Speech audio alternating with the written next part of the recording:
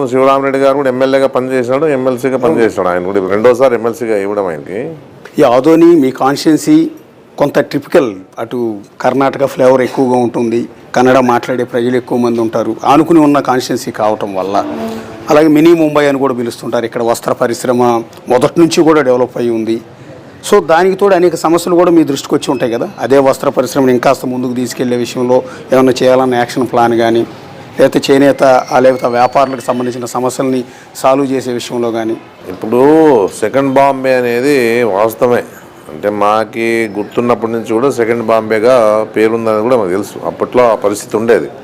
ఇప్పుడు ఏమైనా అంటే అప్పట్లో అందరూ కూడా ఈ యూనియన్లు వచ్చిన తర్వాత ఆ యూనియన్లు ఉన్న అంటే కార్మికులు కానీ బాగా పనిచేయకోకుండా నష్టాలు పాలైపోయి ఆ ఓనర్లంతా కూడా రోడ్డున పడే పరిస్థితిలో ఉన్నప్పుడు ఇంకా ఏం చేస్తారు, లాకౌట్ చేసే పరిస్థితి వస్తుంది.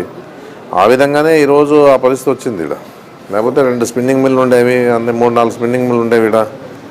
అన్నీ కూడా ఇప్పుడు ఇంపార్టెంట్ కార్మికులే. దానికి కార్మికులు కష్టపడి నాది నా మిల్ అనుకుంటే గ్యారెంటీగా ఎలాంటి ఇబ్బంది ఉండదు.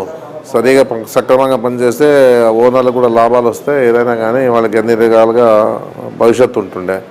మళ్ళీ సరిగా పని చేయనప్పుడు ఏం చేస్తారంటే యూనియన్లు వచ్చిన తర్వాత ఇష్టానుసారంగా స్ట్రైకులు చేసి అవి చేసినప్పుడు ఏమవుతుందంటే వాళ్ళ నష్టాలలో నడపల్లనేం లేదు కదా. స్పిన్నింగ్ మిల్ నడపల్లని అవసరం లేదు కదా వాళ్ళకి. ఆ పరిస్థితి వచ్చింది కాబట్టి అప్పట్లో అంటే మూతపడినది కూడా ఆ తెలుగుదేశం పార్టీ టైంలోనే మూతపడినాయి. ఇవి మన హాయంలో పడినవేం కాదు. ఇవి ఏదన్నా అవంతే స్కెలిటన్ అయిపోయినాయి, ఇంకేమీ లేవు. ఏది కూడా వాళ్ళ ఉండే పరిస్థితిలో తెరిపించే ప్రయత్నం చేసినా ఉపయోగం లేదు. మళ్ళీ తెరిపించే అవకాశం కానీ చేసినా ఉపయోగం లేదు.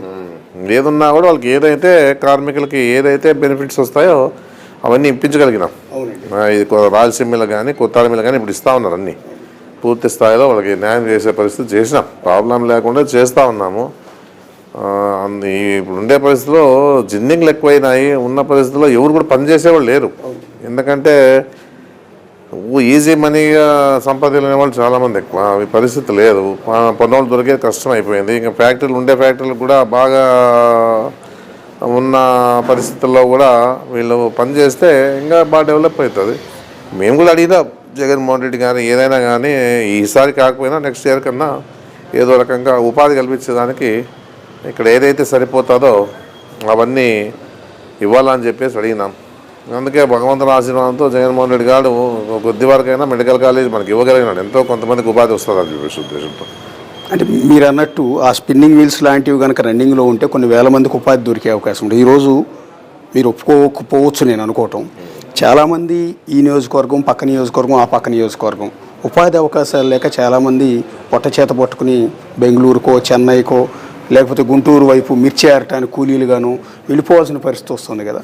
ఇప్పుడు ప్రభుత్వం ద్వారా ఏదైతే ఉపాధి కల్పిస్తూ ఉన్నారు చాలామంది ఉపాధి కల్పించినా ఊర్లో ఉండే పరిస్థితి లేదు. ఎందుకంటే అక్కడ బెంగళూరు కానీ హైదరాబాద్ కానీ ఇంకో లేకపోతే విజయవాడ కానీ గుంటూరు సైడ్ పోతే బాగా వాళ్ళకి అలవాటు పడింది ఒకటి.